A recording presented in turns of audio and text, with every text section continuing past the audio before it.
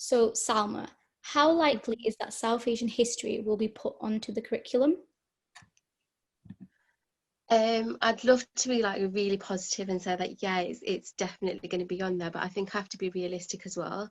Um, Curriculum doesn't change overnight, and you know it's a long process. And I think diversity as a whole now, I think, is the next phase of curriculum development. But I think, do I think South Asian history will be put? I don't think it's going to be put on easy. I think we as a community really need to push for it to be on there, and I think schools need to also recognise the importance of it in order for it to be put on to curriculums. But I don't think it's going to be like it's just going to happen like that. I think we need to continue having the conversation about why it needs to be on the curriculum.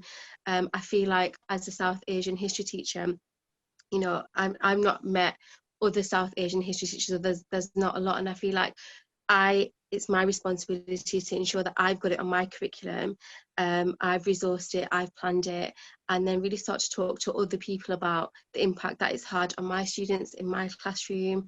I also think that as a community we can do so much more to ensure that it is put on the curriculum. You know, if your child hasn't been taught anything about South Asian history, what are you doing about that? Are you questioning your child's school, why they're not learning about it? So as a community I think we can do so much more, and it's so nice that we're doing what we're doing now, and this month is really raising awareness. So hopefully, yeah, I think in a few years we will have made, you know, progress, and I think we've started, which is the main thing, and hopefully it can carry on and become part of the curriculum. Yeah, it kind of reminds me at like when the peak of the BLM movement was in the UK, and there's a lot of petitions for, you know, having Black history on the curriculum. And, you know, this goes for other communities as well. Like I saw that there should be South Asian history and like, you know, different, you know, perspectives of Eastern European history.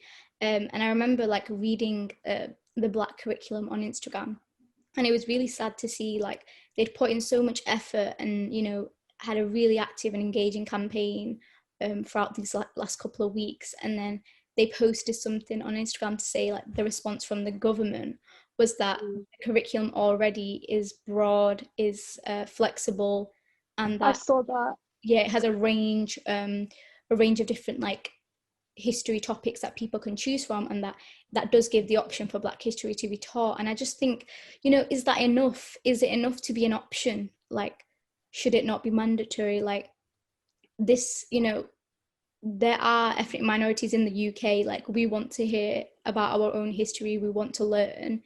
And if teachers, like you said before, aren't going to be implementing that, and just, you know, they have to choose out of their own their own mind and their own decision, it's not that easy to just to learn about our history and it to be easily put on the curriculum. Like I think, you know, there should be at least some aspects that is compulsory on the curriculum, but I don't know, that's just my own personal opinion.